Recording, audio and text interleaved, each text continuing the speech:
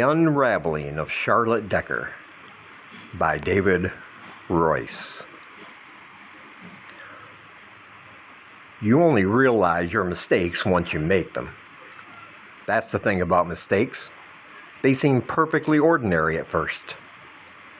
And once the screaming and the yelling and the bloodshed is done, you know you fucked it up. But could you have known before?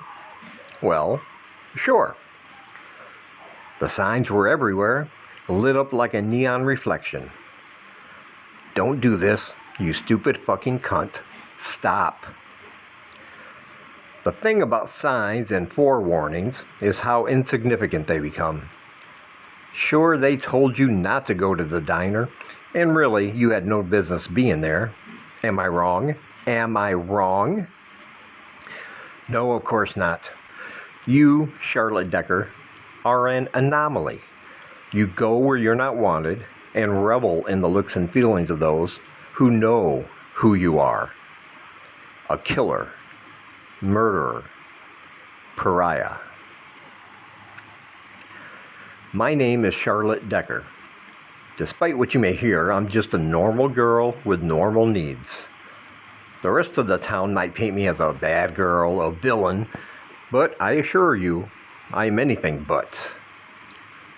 Assurances are weak currency, though. My normal might be your nightmares. Probably. But I had every goddamn right to be at that diner. It's a free country, after all, and why wouldn't you want someone like me in your diner? I'm beautiful, articulate, and downright pleasant. My shit stinks, but you'd love it if I stuck it in your face. You know, fuck you and your goddamn virtues. No, fuck you, Charlotte Decker. Beautiful? Yeah, I'll give that to you. Your golden hair, which, quote, reflects the sunshine of your emerald eyes, unquote, is accurate, but it still makes me vomit. Remember when Steve Shaw said those words under the bleachers while you were giving him a hand job? He came as fast as he could run, and he's a track star. And you thought your whole life was worthy. He fingered you, fucked you, and then poof, he was gone. Now you can't escape your fate. You'll be used up and dried out before you're 30. Deal with it. My name is Charlotte Decker. I'm 20 years old, and all my life I've dealt with voices in my head. They're not real, of course, but they tell me the most horrible things. Sometimes I think they're real, like a frenemy. Part friend, part enemy, and mostly enemy. They tell me I've done some horrible things. Maybe they're right, I don't know. But I'm not a killer. I know I'm not. What happened to Steve Shaw wasn't on me. Yeah, he tongued me and I liked it. He fingered my pussy and yeah, it felt amazing. I'm sure it was the same for him when I jacked him off. God, there was so much cum. So much. But I never killed him. That's something I'm sure of. Oh, that's rich. Charlotte Decker, the beauty/cum queen. You're not innocent, girl. You don't remember the knife sliding into his guts? The thrill as you penetrated his intestines? Is that just on me? Oh, you fucking bitch, how dare you. I've tried all our lives to shelter you from yourself. Your parents, dead. Your brother, dead. The aunt and uncle who brought you into their family and raised you into the woman you are now, all dead. You bear no responsibility for any of them, do you? Even though it was by your hand they suffered. I don't hate you. I pity you. Shut up, shut up, shut up. God, I can't stand you anymore. Please just shut the fuck up. Okay, let me tell you the truth. Yes, Steve Shaw fingered me. It was glorious. My orgasm was rich and full. After I returned the favor with my mouth in hand, he wandered off. But isn't that what's expected? There wasn't a love connection there. It was just sex. Meet 'em, cream 'em, and leave 'em. And that's what I did. But he left alive, drained of semen and probably self-respect, but totally living. And as for my family, fuck you. I don't have to explain anything to you. You're the psycho in my head that isn't real. No, you don't have to explain anything to me. But the police? That's a different matter, isn't it? Do you think they actually believed you?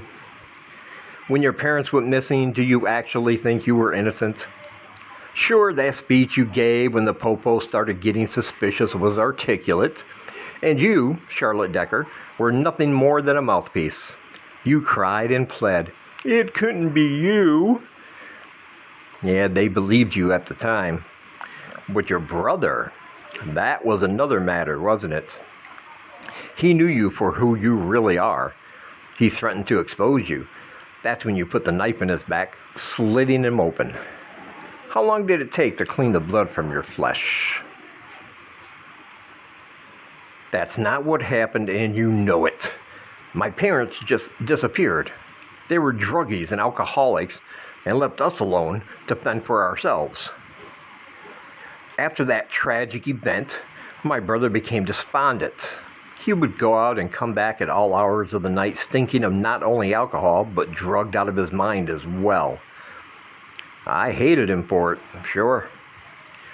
But I tolerated him. I didn't kill him. Our parents were most likely dead. What did you expect me to do? Your insane assumption that I killed my parents and then my brother are preposterous. He was suicidal. A family trait, it seems. And that was all. Ha! Suicide by stabbing himself in the back. You thought you got away, but the authorities know better. Your memories are like a sieve, Charlotte Decker. You gloss over the events, try to give them credence. Steve Shaw was just the first. You relished the thrill of the kill. Wouldn't that make a great t-shirt? The thrill of the kill. I can see it now.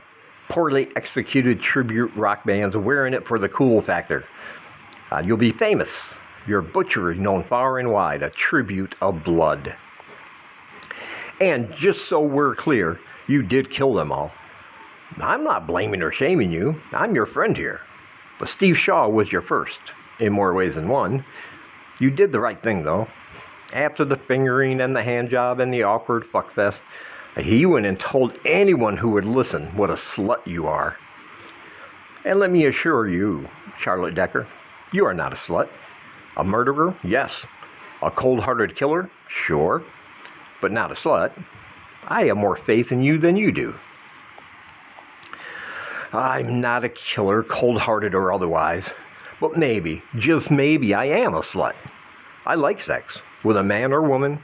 I relish in the binding of flesh on flesh. And that's none of your business. Is that what you want me to say? I'm a slut, a whore, a goddamn easy piece of meat? Is that what you want? My sex turned into a sideshow for your voyeuristic pleasure? Fine. Let's end this. I hated sucking the frat boy dick of Steve Shaw. The thought of doing it was sublime because guys like that, don't they? Submissive females willing to do that for the attention of a popular guy. But the actual in-your-face experience of putting a throbbing penis into my mouth was off-putting, to say the least. Have you ever tasted the ejaculate of a frat boy? It's like a combination of Jägermeister and sweat socks. No, so shut the fuck up.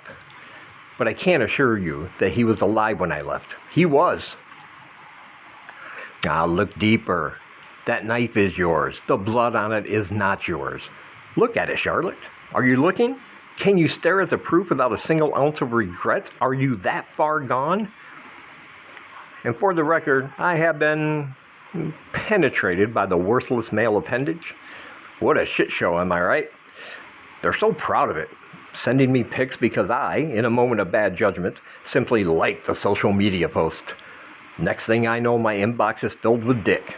Big cocks, small cocks, cocks which should never be photographed. Oh, I've seen things, Charlotte. I felt them, and you of all people know this because we're two sides of the same fucked up coin. The only difference is that I'm honest about who I am. You deny, hide, and pretend.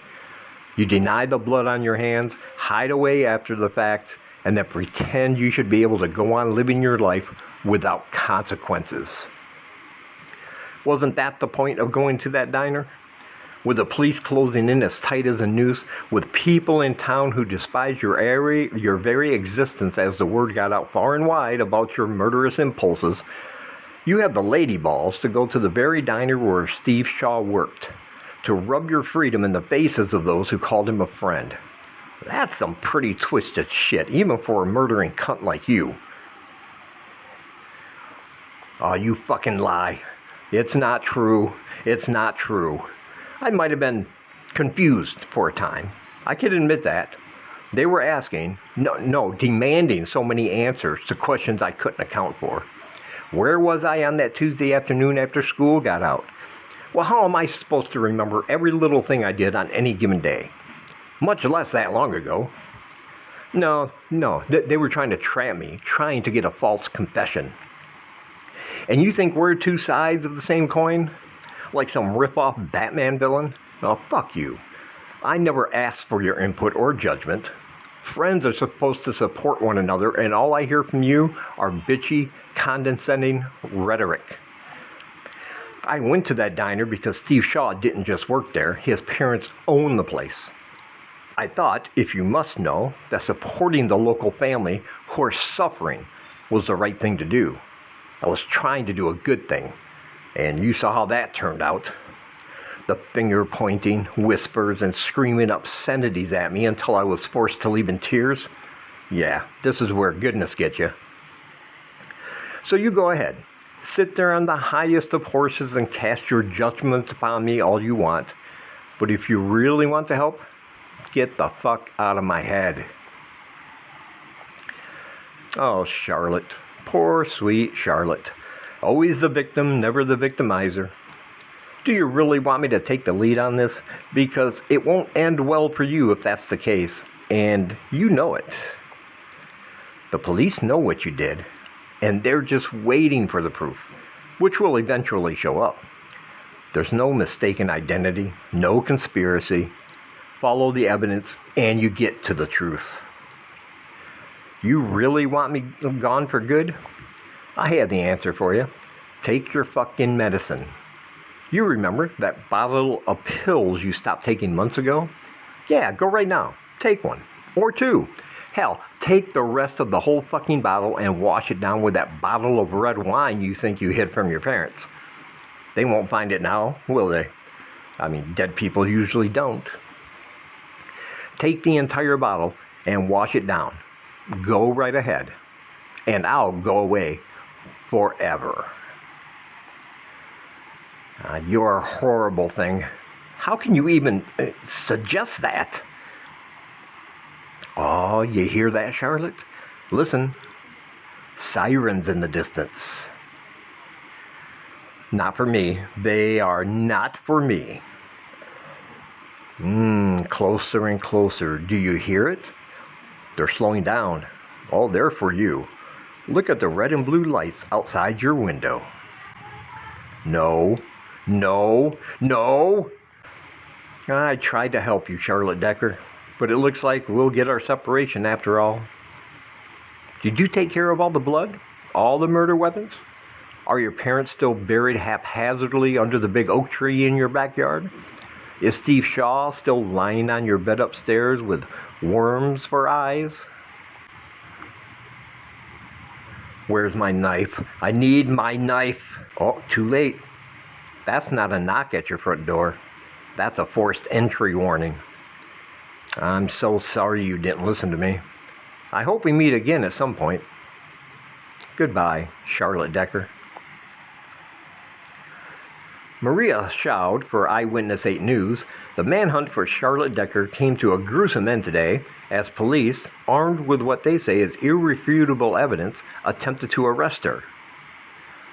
While details are forthcoming, it appears that upon entering the home of Charlotte Decker, police were confronted with the suspect wielding a knife. We can report that 2 shots were fired and the suspect is confirmed as deceased.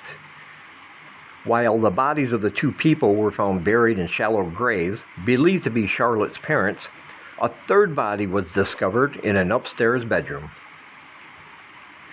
No confirmation is forthcoming, but Channel 6 has obtained a statement which confirms the third body is that of Steve Shaw, an 18-year-old who was reported missing almost 2 years prior.